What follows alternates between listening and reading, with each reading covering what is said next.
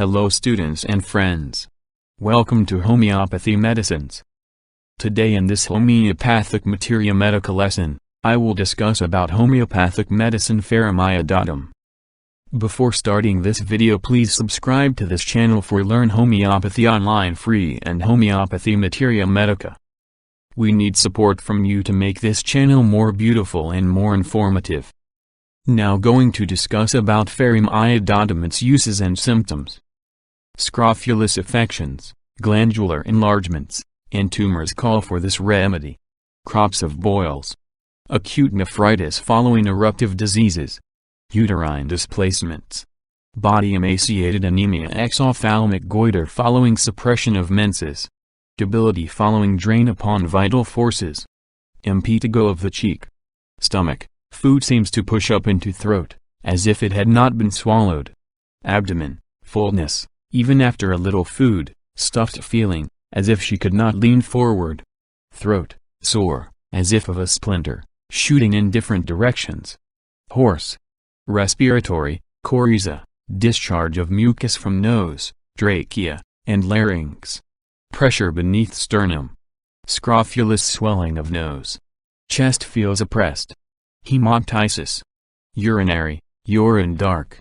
Sweet smelling. Crawling sensation in urethra and rectum.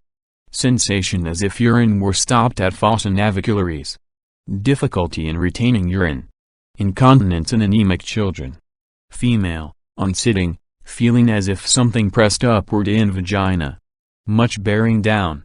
Retroversion and prolapse of uterus. Leucorrhea like boiled starch. Menses suppressed or scanty. Itching and soreness of vulva and vagina. Morning, afternoon, evening, night, after midnight. The patient feels better in the open air. Anemia in a marked degree.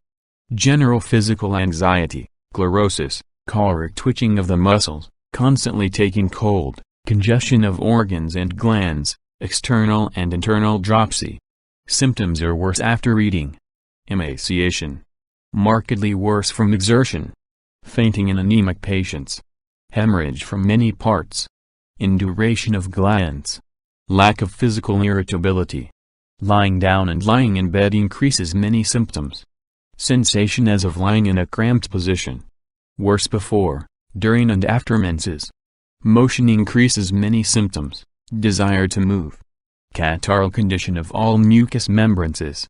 Orgasm of blood even when quiet. Pulsation in body and limbs, on waking from sleep, fast pulse. Many symptoms are worse from touch. The glands are swollen. Walking aggravates many symptoms. Worse from warmth and warm clothing. Weakness from slight exertion, during menses, from walking. Very irritable and easily angered. Anxiety and aversion to company. Dullness of mind and concentration difficult, worse when reading. Confusion of mind in the evening, overconscientious about small matters, very excitable, hysterical conduct and hilarity, changeable mood, indifference, irresolution, sadness. Restless at night, starting from sleep. Stupefaction. Weeping. Vertigo while walking. Heat and hyperemia of the head, heaviness of the head, worse in a warm room, better in the open air, in the forehead. Itching of the scalp. Pain in the head in the morning, in the afternoon, better in the open air and worse in the house, worse coughing, with coryza, worse from the pressure of the hat, compelled to lie down, better lying, before menses, worse moving the head, better from pressure of the hand, pulsating, worse when reading, worse from smoking, worse from walking, worse from writing, worse in a warm room. Pain in the forehead, worse on the right side. In the evening, better in the open air, better when standing in a draught, worse from coughing, from pressure of the hat, when reading, when writing, from motion, in a warm room, from smoking, above the eyes, above the left eye extending to the top of head. Pain in the occiput, in the sides of head, worse on left side, in temples, in vertex. Cutting pain from bridge of the nose to the occiput. Pressing pain in forehead, worse in right side, worse in a warm room, in temples, in vertex. Sharp pain from below the eyes up through to vertex. Stitching pain in head, in temples. tearing pain in head, pulsation in head, forehead, temples, inflammation of the conjunctiva, with copious pus when forcibly opened, conjunctiva bluish red, itching of eyes, lacrimation, pain in eyes from light, aching, burning of lids, cutting, as from sand, stitching, photophobia, protrusion of eyes, exophthalmic goiter, redness of eyes, bluish red, of lids, swollen lids, weak eyes. The eyes are jaundiced. A cloud of sparks before the eyes after breakfast. Noises in the ears, humming, ringing, roaring. Cutting pain in ears. Hearing impaired.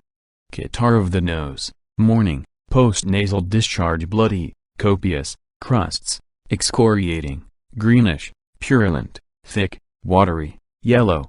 Fluent coryza, worse in the morning, with copious mucus from larynx. Sensation of dryness in nose. Epistaxis on blowing nose, from coughing. Obstruction of nose, morning, night, better after blowing, cutting pain in root of nose extending to occiput. Sneezing at night. The nose is swollen, ulceration in nose. The face is pale, earthy, even chlorotic, red, circumscribed redness, sallow, sickly, yellow. Eczema and vesicles on the face, expression sickly. Countenance Hippocratic, swollen, puffed, bloated face, swollen submaxillary glands. Bleeding gums. Coated thick, yellow tongue. Dryness in the mouth and throat, burning tongue, salivation, taste bad in the morning, bitter, insipid, metallic, offensive, putrid, like peppermint, sour, sweetish. Pain in the teeth. Scraping of mucus from throat and nose, viscid mucus. Food seems to push up to throat as though it had not been swallowed, reversed action of esophagus. Burning and pressing in the throat. Tickling and scraping throat and larynx. Swollen cervical glands. Exophthalmic goiter. The appetite is variable, diminished, increased, insatiable, ravenous, wanting, without relish of food, easy satiety. Atonic condition of the stomach, aversion to food, to meat. Distension of stomach from gas. Eructations, bitter, after eating, empty, greasy, of food, rancid, sour, violent, water brash. Feels as though he had eaten too much, even after small meal. Flushes of heat in the stomach. Heartburn. Heaviness after eating. Loathing of food. Nausea after eating. Pain in stomach, after eating, burning, cramping, after eating, distress with nausea and headache, pressing after eating, soreness in pit of stomach with pinching in back behind stomach. Pulsating in stomach. Tension. Thirst in evening, strong thirst, extreme thirst. Vomiting, on coughing, after drinking, after eating, of blood, of food. A feeling as of a cord drawn, connecting anus and navel, with a cutting pain every time he straightens up from a bent position.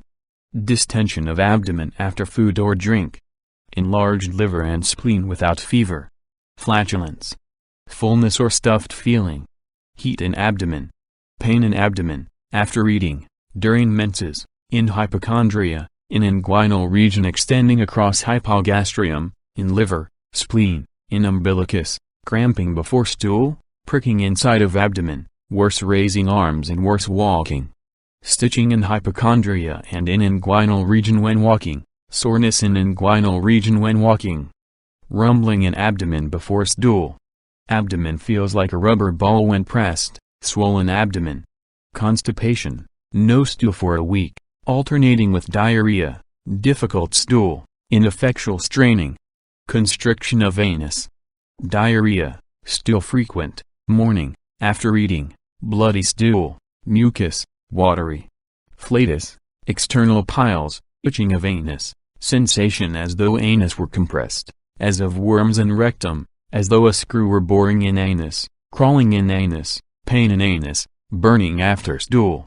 Stitching during hard stool, tenesmus, urging after stool, stool bloody, brown, hard mucus, scanty, soft, watery. Urination frequent, involuntary, with tenesmus. Pain in both kidneys but worse in left. Gonorrheal discharge from urethra, with itching crawling, burning on urination, sensation as if drops of urine remained in fascinavicularies and could not be forced out, urine albuminous and of low specific gravity. It has cured where sugar was found in the urine. Urine, dark, red, copious and pale, scanty, white. Urine smells sweetish.